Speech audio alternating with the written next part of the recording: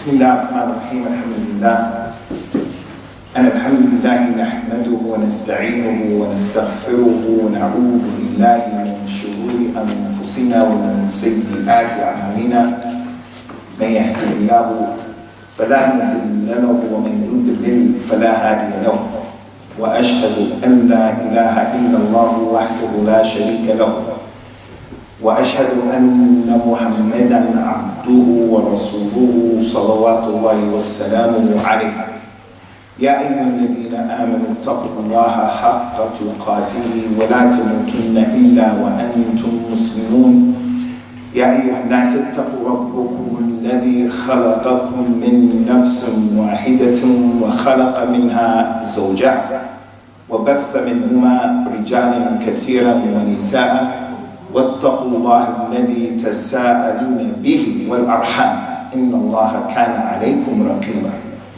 يا أيها الذين آمنوا اتقوا الله وقولوا قولا سديدا يصلح لكم أعمالكم ويغفر لكم ذنوبكم ومن يطع الله ورسوله فقد فاز فوزا عظيما أما بعد فإن خير الكلام كلام الله وخير الهدى هدى رسول الله صلوات الله وسلامه عليه تسليما كثيرا وشر الأمور محدثاتها وكل محدثة بدعة وكل بدعة ضلالة وكل ضلالة في النار. As you all know, the statement of Allah Azza wa Jalla, al-dhikru tanfa'u al-mu'mineen. I would like to remind you of something that I've mentioned in this masjid a number of times. We tend to forget, but in some of these small issues that we consider them to be small, Allah knows best how heavy they're going to be in the mizan. One of the things that we want to be is we want to be from Ahlus-Sunnah haqqa. We want to be those people who are from the ansar of the Sunnah of the Nabi sallallahu alayhi wa sallam. Ahabbuhu man ahabbuhu wa karihahu man karihahu. I told you, brothers, a number of times that when the Nabi sallallahu alayhi wa sallam was traveling with his companions and he became tired and he had rahmah and shafaqa on them, so he told them, we're going to stop here and we're going to rest. Prophet sallallahu alaihi wasallam went over there and he made this place where he was going to rest. Some of the companions went over there, some of them went over there, some of them went over there, some of them went over there. The Nabi looked and he saw them, and this was just a mundane issue. It's nothing, it's mundane. Just go somewhere to rest. When he looked at them, he said to them, sallallahu alaihi wasallam, mali arakum aizin. إن تفرقكم في هذه الشعاب وأودية إن ذلك من عمل الشيطان. Why is it, you companions, and I see you divided? You're over there, you're over there, you're over there, you're over there. He said, this division of yours is from the shaitan. The narrator of the hadith from the companions of radiallahu anhum said, after we heard that from the Nabi sallallahu alayhi wa alihi wa sallam, and he was the best muwajjih, the best murshid, he was the best murabbi, sallallahu alayhi wa sallam, and his companions were the best students. After they heard that, they said, we never came to any place together, except that we came together and we sat together. If you threw the blanket out, the blanket wouldn't hit the ground. This hadith shows us, ikhwani, from the etiquette, from the adab that the Prophet ﷺ used to call to, and his companions used to practice, and they were upon it. From the etiquettes, this masjid al-Rahmah, anytime someone comes into this masjid, Somali, Pakistani, Arabi, a doctor, an alim, the mudarris of the Qur'an, anybody, when there is going to be a talk about our deen, the etiquette for the students of knowledge is not to sit the way we're sitting. So I'm asking you humbly to get some rewards in your mizan yawm al-qiyamah to come from. Especially those of you who are students and you're writing. We want to make this class a class in which we're not just giving information, but we want to give some light and the aroma of the Sunnah to Masjid al-Rahmah in little issues like this that people look at as being small. And Allah is a'lam how heavy it's going to be in the mizan yawm al-qiyamah. Barakallahu feekum. As has been announced, we're going to do a 10-week course concerning one of the most important books that was written in al-Islam by one of the most important personalities in al-Islam. And this is the book that is called Usool as-Sunnah, Usool as-Sunnah, the fundamentals of the Sunnah. It's written by al-Imam Abu Ahmad bin Muhammad ibn Hanbal al-Shaybani al-Baghdadi radiyallahu anhu wa rahimullah. Al-Imam Ahmad, one of the greatest scholars in al-Islam. Scholars of the past used to give nicknames, laqabs to scholars. They would call him Shihabuddin, they would call him Majduddin, they would call this one Taqiyuddin. And Imam Ahmad, his laqab that he was well known by is the Imam of Ahlus-Sunnah. The Imam of Ahlus-Sunnah. And that's because of his defense of the Sunnah at a critical time. And that's because he was persecuted because of the Sunnah at a critical time. And that was because of his spread and preservation of the Sunnah of the Nabi sallallahu alaihi wasallam and the books that he wrote. One of the most important books that he wrote is a book of hadith, his Musnad. So Al-Imam Ahmad is one of the 4 Imams of al-Islam. And the Imams from the other 3 madhabs, past and present, all of them recognize and acknowledge his position, his virtues, and his status in the deen.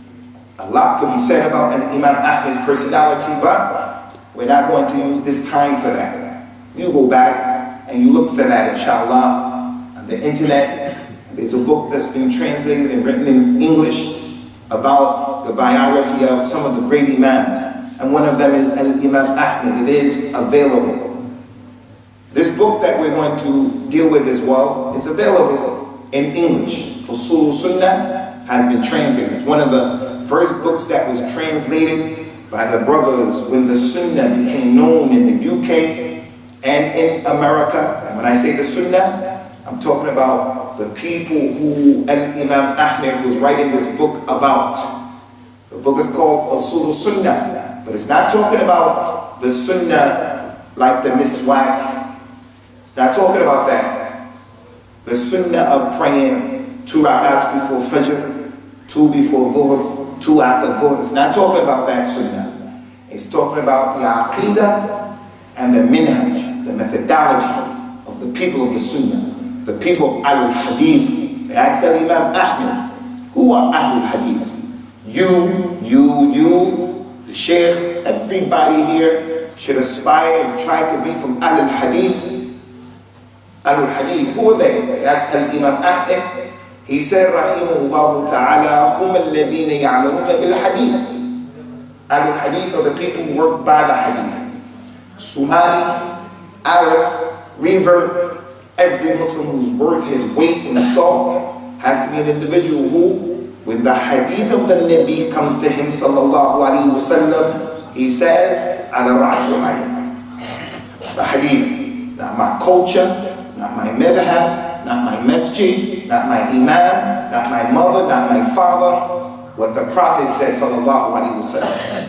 That's who this book was written about, describing the Aqeedah, the belief system, the ideology, and the methodology of existing the people of al-Hadith, the people of the Sunnah, Ahlus-Sunnah. So this book is talking about the fundamentals that the Aqeedah is built upon, the things that they believe, the things that they do, the things that they don't do.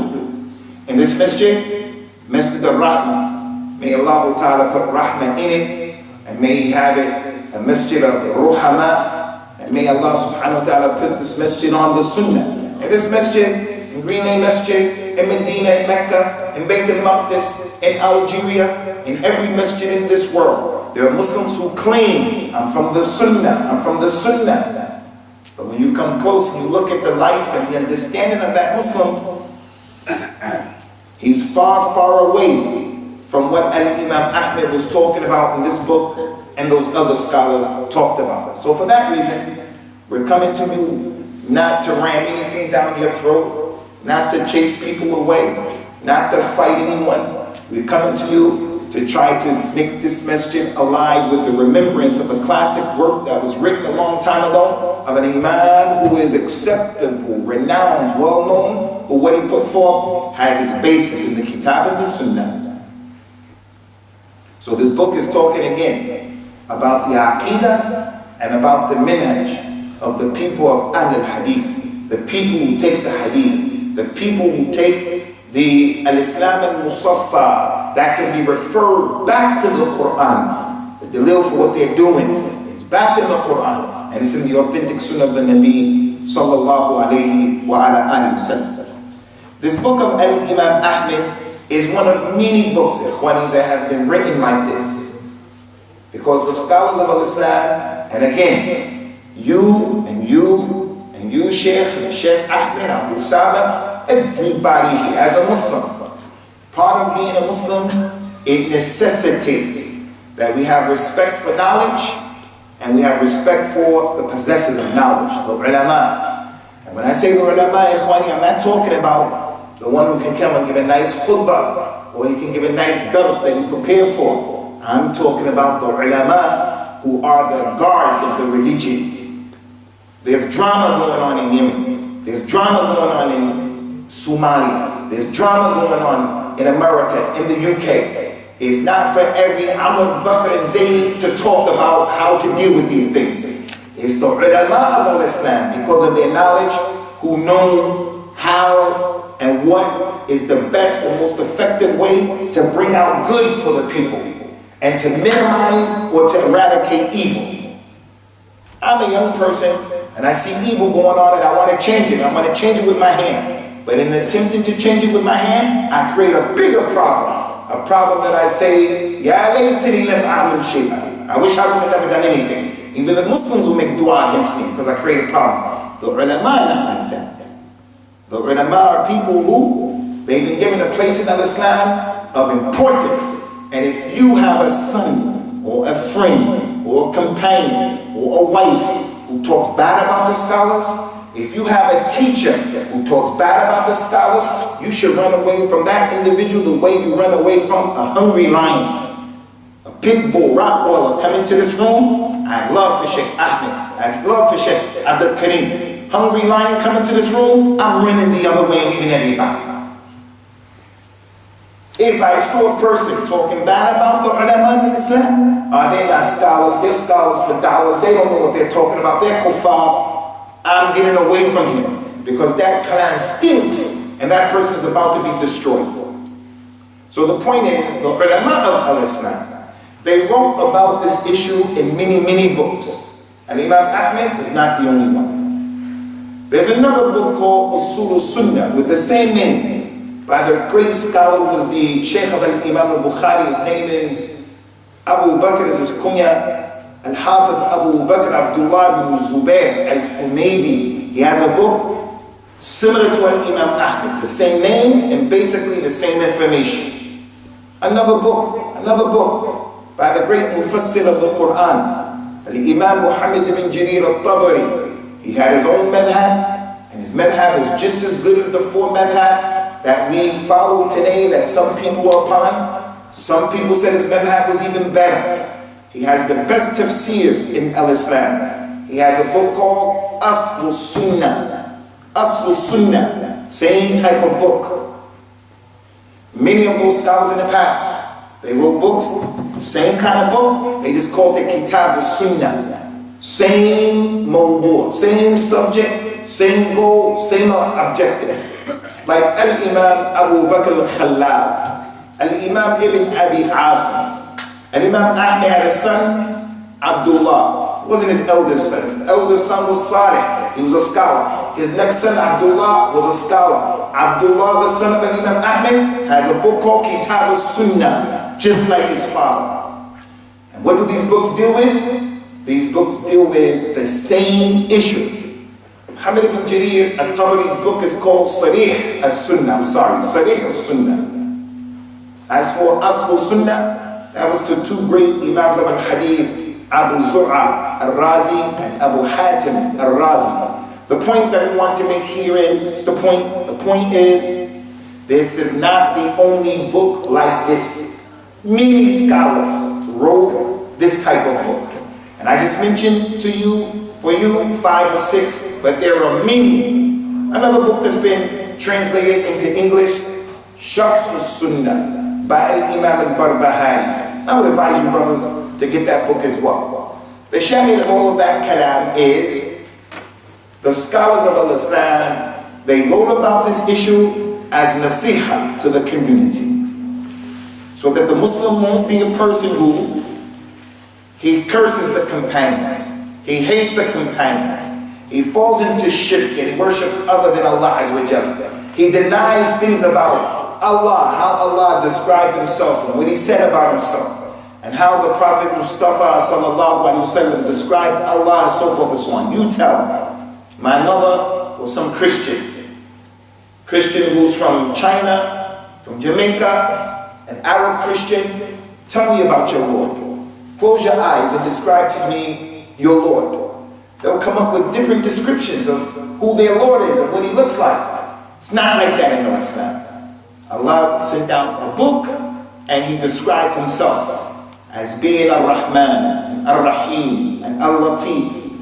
And things that he does. He doesn't have a son. He doesn't go to sleep. He doesn't get tired. This is why these imams wrote these books. Advice to the community so that you can know what to do.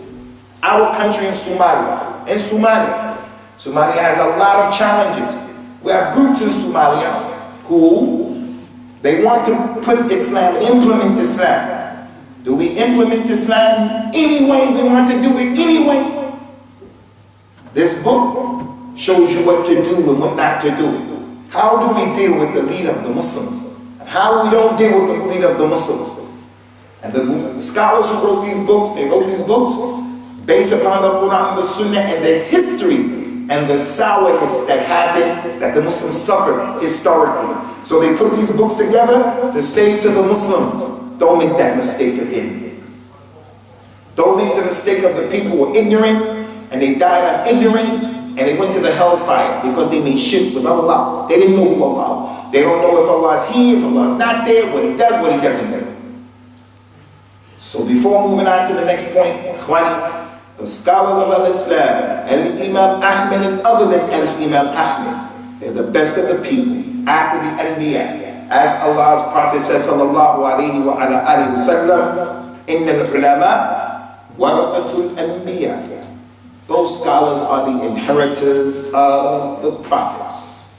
Now that doesn't mean that Al-Imam Ahmad is ma'soom. Doesn't mean that. It doesn't mean that every scholar is a beneficial person. Doesn't mean that. It just means that you and I as Muslims, we have to look at the ulama with respect. And we have to know who the ulama are. And we can't say everyone who's talking on the microphone, everyone who's on the TV Islam channel or some other Arabic channel, he's a scholar, alim, mufti. La, doesn't mean that.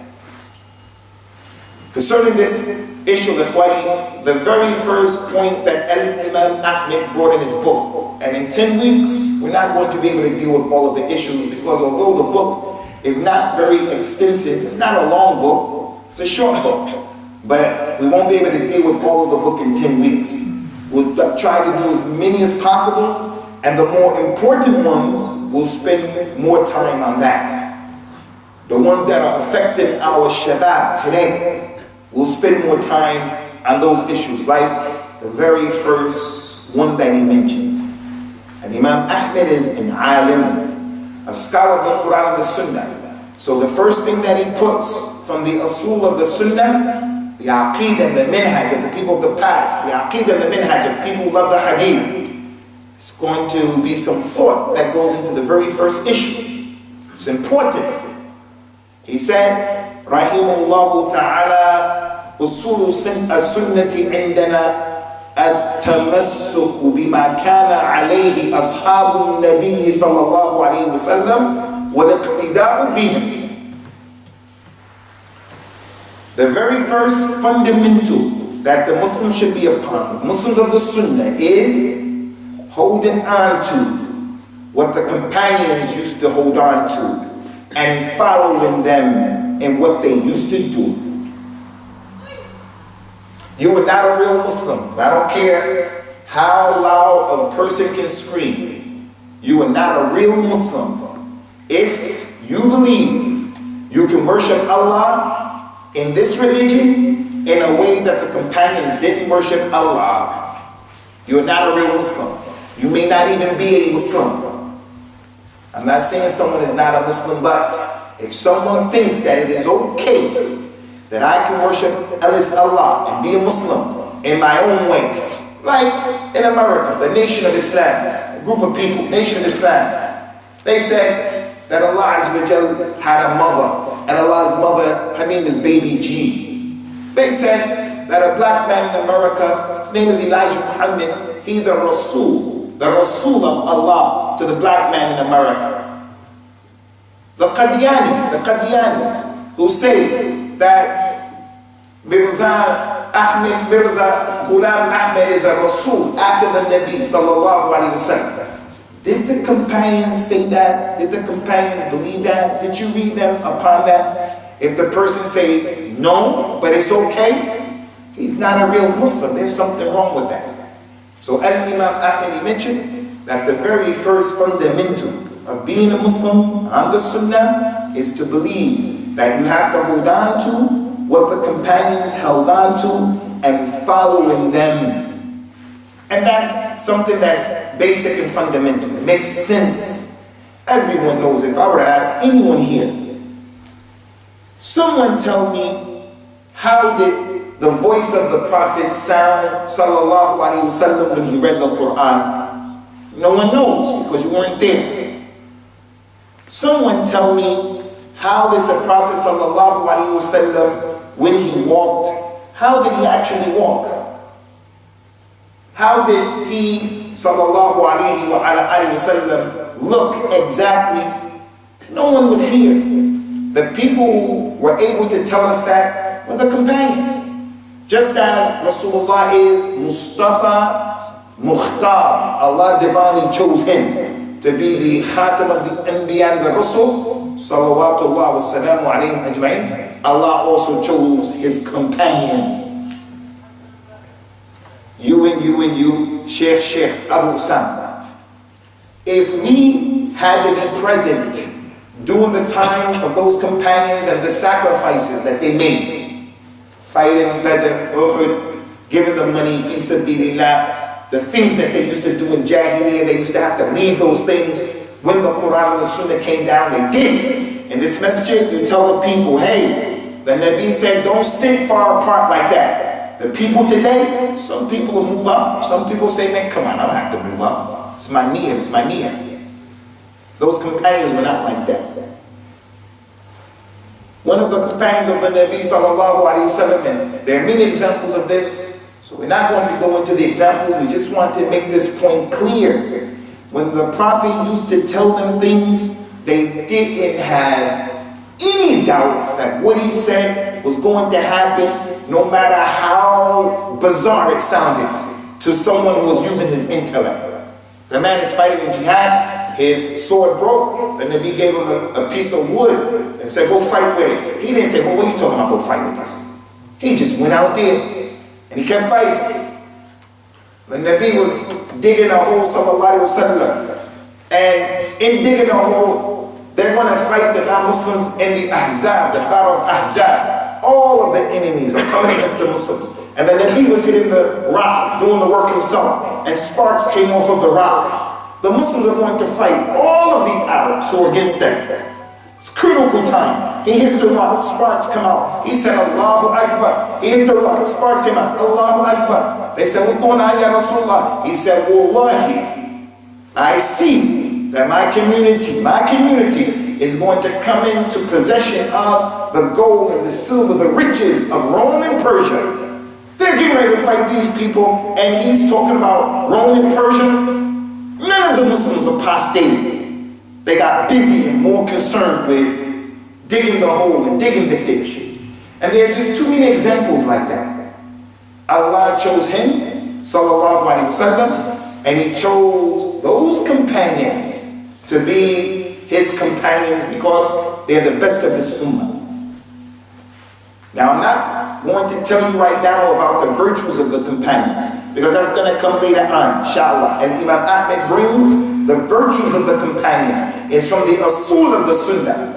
But some of the ayat and a hadith that I'm going to mention to you right now that prove the point why Imam Ahmad brought this as the first point. These are ayat that show, a hadith that show why we follow the companions.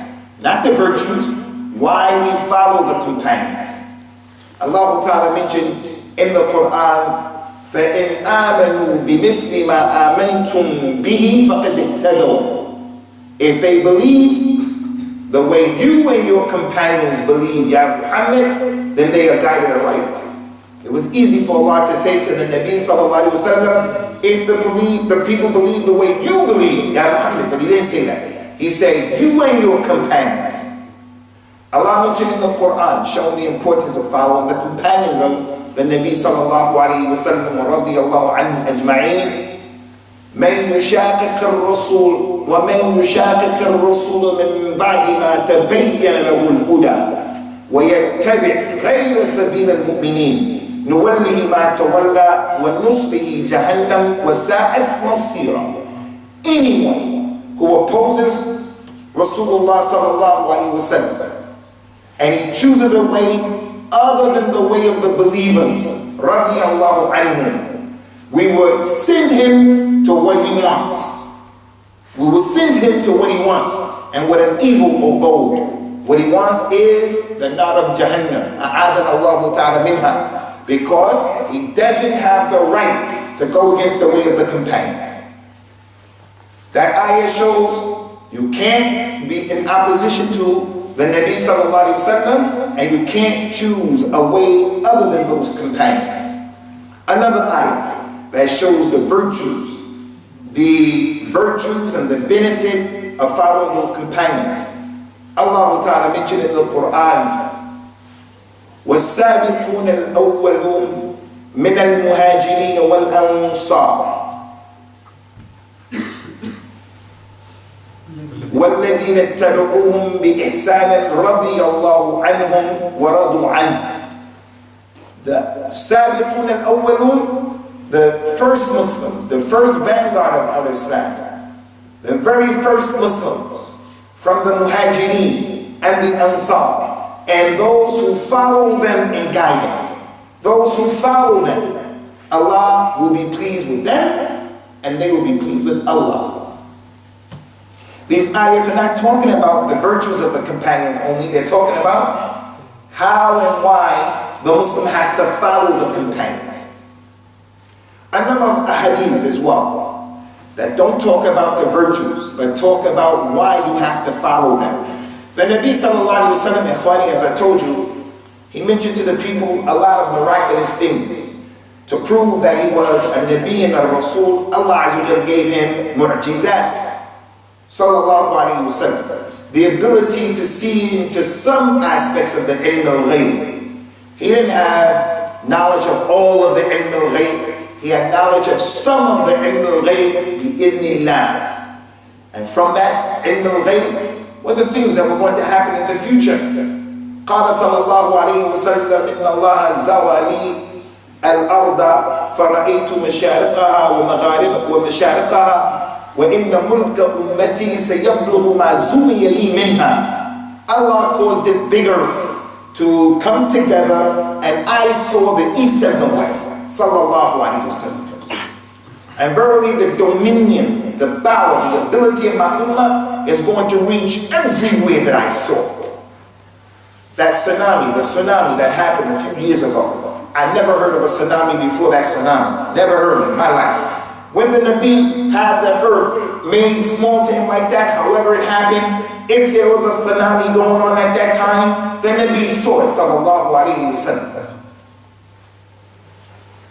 What was going on? He said, that's a miracle that he can tell the people that his ummah was going to spread like that. So from what he said was that this ummah was going to break up into 73 different sects. 73 different ideas. Those over there, they believe something unique, distinct unto themselves. They believe in something, they believe in something, they believe in something. Everyone is saying something. I come into Islam as a new Muslim, a revert. No guidance from my mother and my father. I look at the Muslims. Those from Yemen are saying something. In Yemen itself, different people in Yemen are saying different things. The ones in Somalia saying different things. The ones in other parts of Africa, different things. The Asians, different things. As a revert. And everyone is saying, the haqq is with us. The haqq is with us. Don't go with him. Don't go with them. How am I to determine the haqq? The Nabi told us sallallahu alayhi wa sallam in the hadith. He said, وَسَتَفْتَرِقُ أُمَّتِي عَلَى 73 فِرْقَةٍ كُلُّهَا فِي النَّارِ إِلَّا وَاحِدًا. My ummah is going to break up into 73 groups, like the Jews and the Christians. 71 for the Yahud, 72 for the Christians, and this ummah, 73. The companions being students of knowledge. They used to ask questions.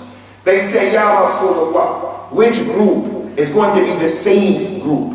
Which group is going to be from the firqat al-najiyah, the ta'ifa mansura? Which group do you tell us that we should stick with and be with them? He says, sallallahu alayhi wa sallam, alladhi ala mithli ma ana alayhi al-yawm wa ashabi. Be with the group that's doing what I'm doing today, and my companions.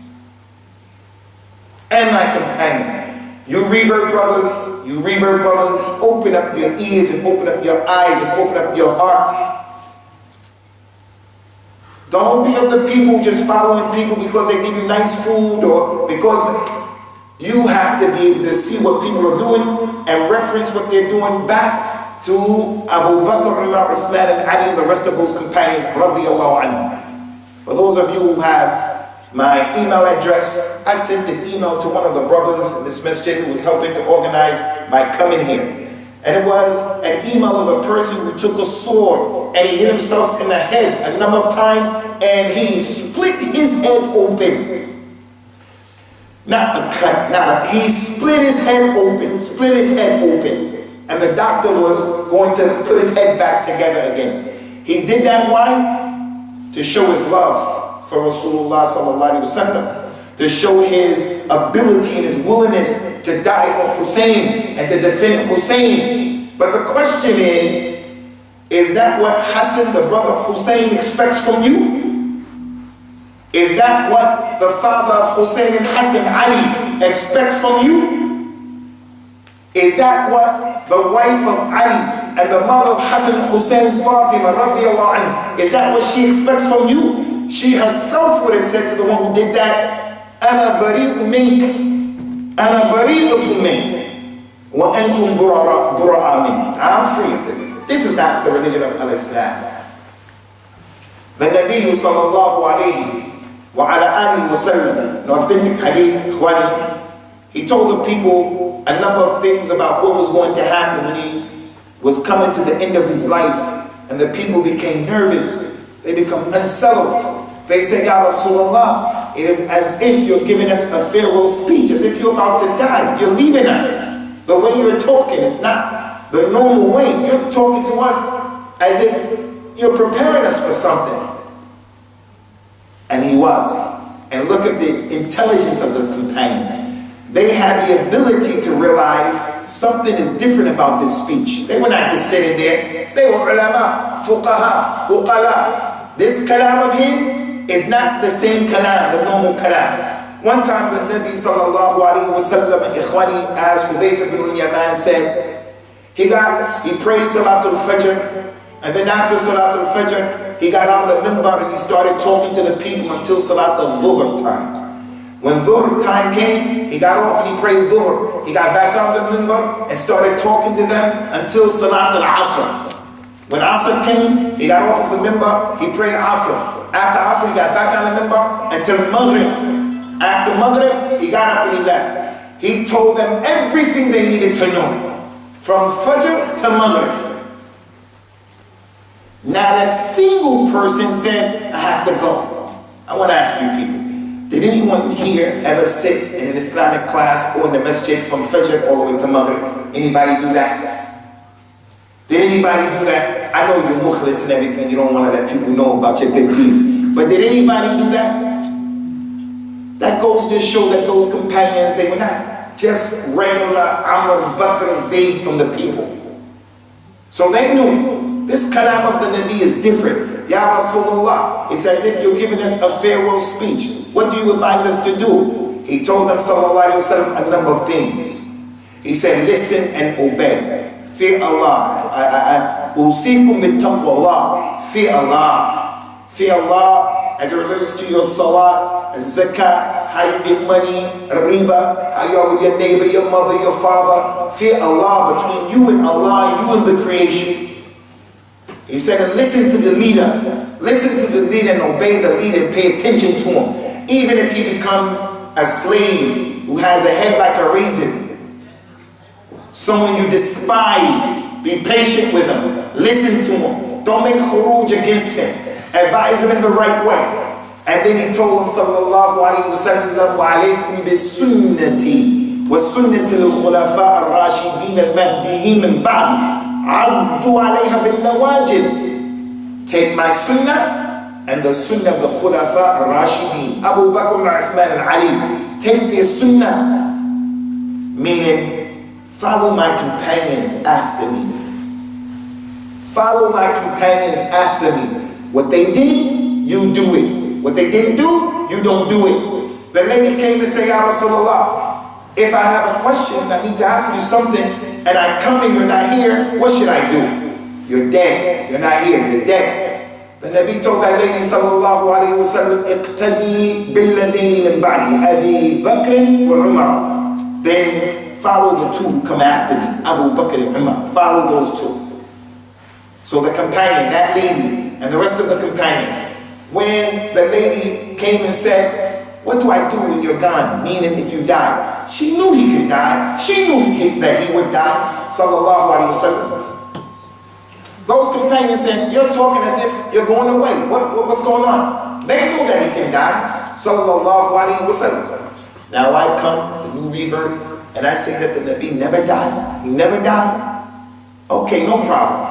There are ayat and some issues you can understand that issue that the Prophet didn't die. So I take the ayat of the Qur'an, وَلَا تَحْسَبَنَّ الَّذِينَ قُتِلُوا فِي سَبِيلِ اللَّهِ أَمْوَاتٍ بَلْ أَحْيَاءٌ. Take that ayat. I said, he didn't die. The ayat said that the shuhada don't die and the anbiya are higher than them.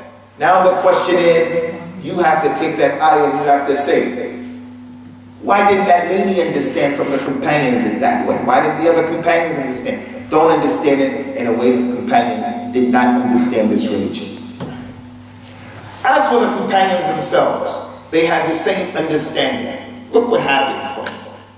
There's a group of Muslims that started during the time of the companions. And you heard the group. They're called the Khawarij. The Prophet talked about them, sallallahu alayhi wa sallam. And we have to be careful about labeling people in al-Islam. A person can have characteristics of the Khawarij, but he doesn't necessarily become a Khawarij. One of the characteristics of the Khawarij is, if you don't understand and agree with the way I understand and agree, you're my enemy. That's the characteristic of the Khawarij. You don't see it the way I see it, then something's wrong with you. In this masjid, we have people from different madhabs. Some of our Asian brothers, they don't stand next to you, feet to feet, shoulder to shoulder. They won't do rough Yadayn. I believe you should stand feet to feet, and I believe you should do rough Yadayn, and there are proofs from the Sunnah for that. If the man doesn't want to do it, that's not an issue that I start to say, he's this, he's that, he's it. It's not like that. He doesn't agree, he doesn't agree. So the point is, these Khawarij, they killed the Khalifa Uthman ibn Affan. And when they opened that door to go against the Hakim, the door has never been closed to this day. They killed him. Ali became the Khalifa. These people came on the other side and they were saying things like, Ali is a kafir. Ali ibn Abi Talib is a kafir. And those companions, they're doing this, we should fight you. We love Islam more than you. We know Allah better than you. This was their understanding. Ali radiallahu anhu, being taught by the Nabi sallallahu alaihi wasallam, could have fought those people right away. But he wanted to give them dawah in Allah. Right away he could have fought them. He said, as long as they don't fight us, we won't do anything. But when they started killing some of the companions, that's when the problem came and he decimated them. But look what happened.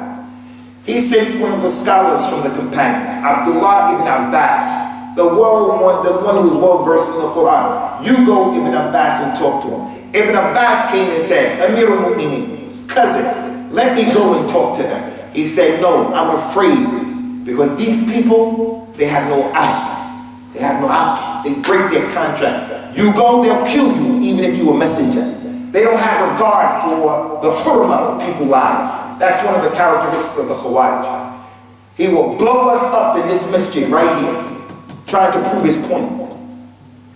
And he said, I'm afraid for you. He said, don't be afraid, Amir al-Mu'mineen, I'm gonna go. He went, he said, when I got there, Ibn Abbas said, when I got there and I arrived, I saw them praying, I saw them making dhikr of Allah, I saw their knees, their hands were coarse from the sand and from praying so much. They had big black marks. They had bald heads. He said, I heard them. You can hear them making dhikr in their tents, just as the Prophet described them, sallallahu alaihi wasallam. تَحْقَرُونَ صَلَاتُكُمْ عِنْدَ صَلَاتِهِمْ وَصِيَامَكُمْ عِنْدَ صِيَامِهِمْ. When you see them, you're going to look at your salat as being small compared to theirs. Your soul being small compared to theirs. Anyway, Ibn Abbas said, I want to talk to you people. He asked them, listen to what he said. The first thing that he said, I just came to you. أَتَيْتُكُمْ مِعِنْدِي أَصْحَابِ النَّبِي صَلَى اللَّهُ عَلَيْهِ وَسَلَّمْ مِنَ الْمُهَاجِرِينَ وَالْأَنصَارِ. I came to you from the companions of the Nabi, from the Muhajirin and the Ansar, and from his son-in-law. They are the most knowledgeable of the religion. Their hearts have the most bir. They have the a'maq understanding of the religion. And they're aqall nas takallufan. They don't make the religion difficult. And I don't see a single one of them with you. Not one of them is with you. Not a single person who is with the Nabi sallallahu alaihi wasallam is with you. And then he said, what is the problem you have with the son-in-law of the Prophet sallallahu alaihi wasallam and the first person who accepted Islam with him? The point of all of that kalam is, Ibn Abbas is a scholar of the Quran of al-Islam. He's just not a regular companion. He's an alim from the ulama of the companions. The Nabi hugged him, made dua to Allah that he understands the Quran, al-Islam, and it happened with Rabbil Kaaba. And he said to the people, I don't see a single companion with you. That means if the companion is not with you, there's something wrong with what you people are doing. Although the people were trying to get close to Allah, establish al-Islam, the Khilaf Islamic State, you don't have the ulama, you don't have the companions with you. Something is wrong. That's what this point, number one, that Imam Ahmad is talking about. It's not complicated, it's easy. Abu Musa al-Ash'ari, as we mentioned in this masjid, similar to that, Ibn Abbas, we mentioned in this masjid. Some of the people were in the Prophet's masjid, sallallahu alaihi wasallam, and they were in groups. These 10, they made a circle, and this brother was in the middle of the circle. Everyone had rocks in front of them, 100 rocks. These 10 over there, those 10 over there, those 10, and they were making dhikr because the Amir was saying, say Allahu Akbar 100 times. And the people go, Allahu Akbar, Allahu Akbar, Allahu Akbar, Allahu Akbar. Say Subhanallah 100 times, Subhanallah. And they all were doing that. Dhikr of Allah in Jama'ah, in the masjid of the Prophet sallallahu alaihi wasallam. They were not out in the dunya, in the marketplace, shahwa of the nisa. They were in the masjid making dhikr of Allah, ibadah. Abu Musa al-Ash'ari saw what was going on. He said, this is wrong. But he didn't do anything. He went to someone more knowledgeable. He went to the house of Abdullah bin Mas'ud. And he said, listen, I saw in the masjid this, that. Abdullah bin Mas'ud said, why didn't you stop it? He said, I wanted to get your opinion. That companion came out. This shows the ghira that the companions had for the sunnah, the hatred that the companions had for innovation, the courage that they had to make an amr bil ma'ruf and a nahy anil munkar when it comes to these issues, but in the best way. In the best way. Abdullah bin Mas'ud said, hey you people, I'm telling you to take those rocks and to count your sins with those rocks, because wallahi, if you were doing the right thing, your deeds would be seen by Allah. He said, look, the utensils of the Prophet, his bowl, his plate, the utensils are still there, they're not broke. He just died recently. And he said, and his companions are everywhere. If you don't know, go to the house of Zayd ibn Haritha. Go to the house of Usamah ibn Zayd. Go to the house of Abu Hurairah. Go to the house of, they're all over. If you don't know, just go and ask one of them. They're going to tell you how the Prophet sallallahu alaihi wasallam taught them how to make dhikr of Allah. So what's the point of that? The point of that is, it's another glaring example of how al-Islam has to be practiced the way those companions practice Islam. If you don't practice Islam in their way, then you're not practicing al-Islam correctly. Those people who were in the masjid doing that thing, they said to Ibn Mas'ud, we only wanted good by what we were doing. We didn't mean to disobey Allah. We didn't mean to get anyone upset. We only wanted good. He said, how many people want good, but they don't get it? Wanting good and having a good need is not enough. It has to be correct in the way that we do it as well. And there are many examples of that. There are many examples of that. So what we presented to you just now concerning this first point, it is a critical point. It's the cornerstone of the existence of every Muslim. If the companions dealt with a thing a particular way, then we should deal with the thing the same way. If they understood something a particular way, we should understand it the same way. If they, radiyallahu anhum ajma'een, didn't believe, didn't do, then we shouldn't. It's as simple as that. So we're going to stop here on this point. Inshallah, in the next coming days, we'll do 3 or 4 of these usool in the same dars, because we have to get through the book. But this first one, this first point, it is the one that the community has to get back to, inshallah. So if you brothers have any questions. Sheikh, what time is the adhan for Maghrib, inshallah? It's still half an hour.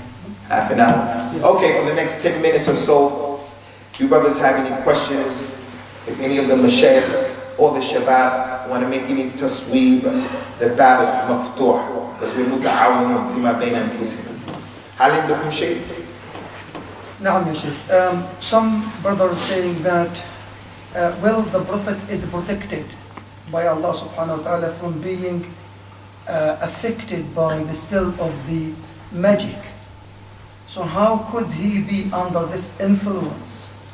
So we need such explanation from you. May Allah subhanahu wa ta'ala bless you. Sallallahu. This is a valid question, and it is a question that some of the people rejected and denied that the Prophet ﷺ was mas'ul, because how is it? Allah mentioned in the Quran, Wallahu ya'asimuka minan nas. Allah is going to protect you from those people, especially those enemies. One time he was in Medina, going to a house to have a negotiation with some Jews, and they invited him to the house, and they were on top of the roof. They're going to drop a thing on his head to kill him. Jibril came to him and said, don't go. They're going to drop something on your head to kill you. And then the Nabi didn't go, and he kicked them out of Medina. Allah protected him. So how is it? Why is it It's easy, it's easy. First of all, this is established in the Qur'an. It's established in the Qur'an. And that the last two surahs were revealed because of that. And one of the benefits of the knowledge of Asbab al-Nuzul, why these surahs were revealed, was to understand the surah the correct way and what happened. And this is what happened. Sahih Bukhari and Muslim.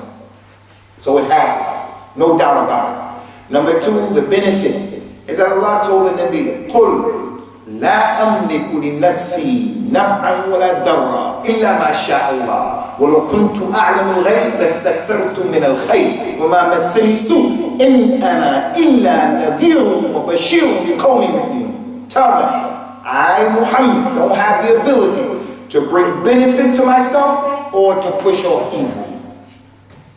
If I knew the ghaib and the ghaib, I would have made a lot of good, only good, and no harm would have touched me.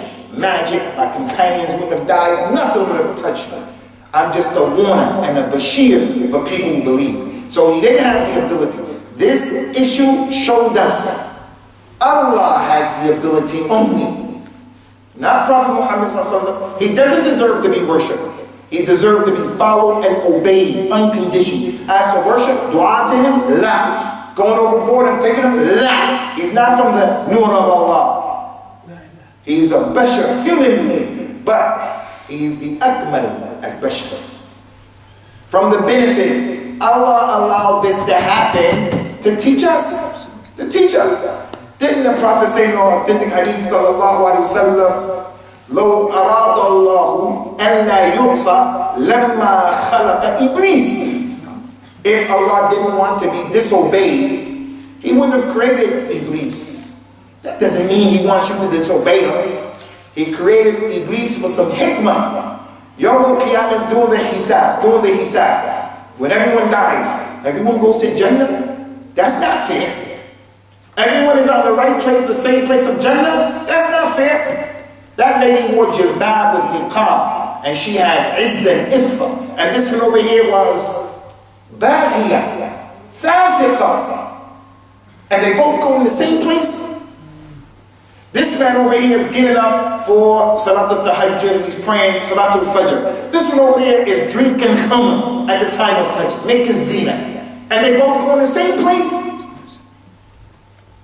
Allah Azza wa Jalla, from His hikmah, is that He allowed this to happen to the Nabi Sallallahu Alaihi Wasallam so that everybody here would know. If it can happen to the Sayyid of the Mursaleen, the Sayyid of Bani Adam, the Khatam of the Anbiya and the Rasul, Wallahi, it can happen to you, Shaykh. La samah Allah. It can happen to you, it can happen to you, it can happen to you. So those who show that the Muslims shouldn't just say, this can never happen to me.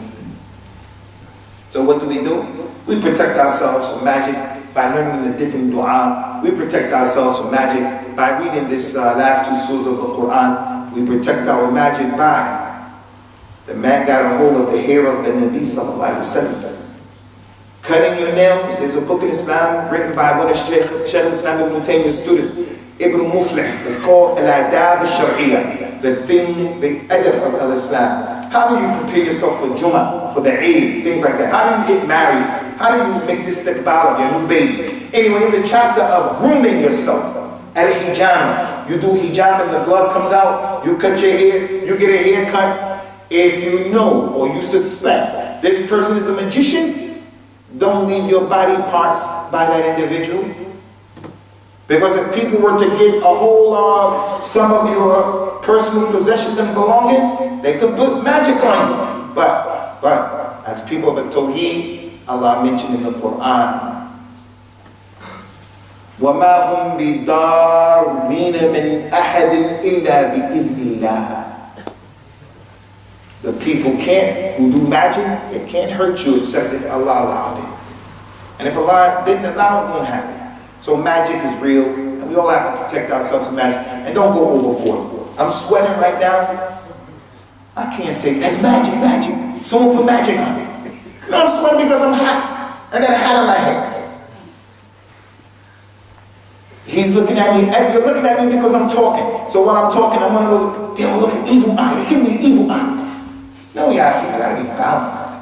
Everything is not magic. Everything is not the evil eye. It's not ayn. Not to be balanced. Magic is there. Jinn are there. of these things can't harm you except if Allah Ta'ala allow. And because we're so weak, du'afa, antum fuqara ila Allah, we are in need of Allah's help. So therefore, go to sleep with wudu, make those dua for yourself, do the right thing, only walk with the people who are good. Don't allow your aql, your intellect to be taken away from you with marijuana and drugs and khat and things like that. All of those issues open up the door for magic and magicians to be put on you. May Allah Ta'ala protect all of us and our children, our families from that. Any more questions? Now, Akhi Kareem. Sheikh, now we have a lot of information on internet.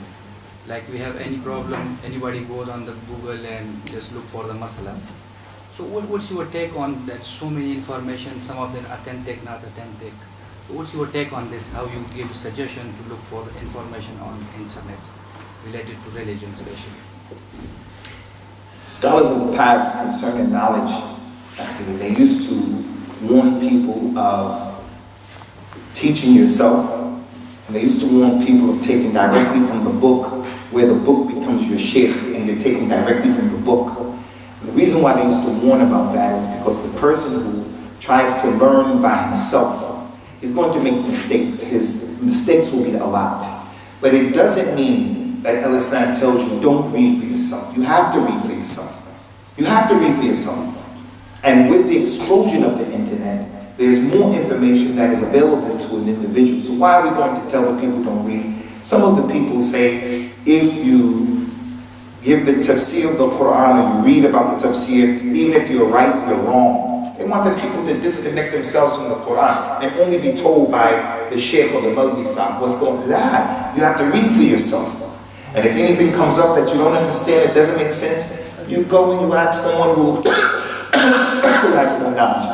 Concerning the internet, just be in the middle. There are certain things in the internet that go in the objective. Akramatullah ya Sheikh Abdul Kareem. If you're looking for a topic on the internet, I can put in magic. Magic according to the Quran and the Sunnah. Now that's going to eliminate all of the hocus pocus stuff. So as I start to read that, some things are easy to understand and some things are difficult, but that's one of the good things of the internet. The more the person can zoom in on according to the Quran and the Sunnah, then you're more liable to get more authentic information. But the point is to be balanced. Get knowledge and read on your own, but get knowledge by sitting with people who know. That's the traditional, cultural way of learning. But sometimes we can't always do that, so do the best that you can do. Saddidu wa qaribu. Ittaqullah mastata'tum. Do the best that you can. But be careful. Don't become a sheikh, an imam, a mufti after the internet, through the internet. It's something that happens with our youngsters. When I'm 50 years old, 15 years old, and this you saying sheikh, the Sheikh Ahmed sitting in a chair, Sheikh Abdul Kareem, these are older people. I'm 50 years old, revert, still learning, studying, trying to pronounce the words correctly and read the Qur'an. It's the student. This guy, 22 years old, he memorized half of the 40 hadith of Imam Al-Nawawi, half, he memorized 20. And now he's giving fatwa. He doesn't memorize Juz Amma, 20 hadith, and something here and there, and now he's saying kafir, jihad, mubtadi', tidda. Ali radiallahu anhu told the people, knowledge used to be just a dot, just a little bit. It was easy. The Prophet would say something and the people did it. Now, you say something, that statement needs explanation, the explanation needs explanation, that explanation. He said, Ali said, knowledge used to be a dot. And then the people who got involved, who shouldn't have been involved, made it complicated. So be in the middle. Read, learn on your own, but be humble and take it easy. And knowledge takes some time to acquire, inshallah. The Nabi says, sallallahu alayhi wa sallam, al-barakatu ma'a kabirikum. The barakah is with the elders. the ulama, the elders who have khibra, experience. He says, sallallahu alayhi wa sallam, or Abdullah bin Mas'ud, he said, لا تزال هذه الأمة بخير ما أتاهم العلم من أصحاب النبي صلى الله عليه وسلم وعلمائهم فإذا أتاهم العلم من أصاغرهم هلكوا. This ummah will always be okay. This community, Birmingham, London, Somalia, the community will always be okay as long as the knowledge comes to them from the companions of the Nabi sallallahu alaihi wasallam and from the ulama. If the knowledge comes from the asagir, the people of innovation and the youngsters, they're going to be destroyed. They're going to be destroyed. So the youngsters, take your time, and you elders, don't be suspicious of the youngsters. We have to work together. Wallahu a'lam. Any more questions, ikhwani?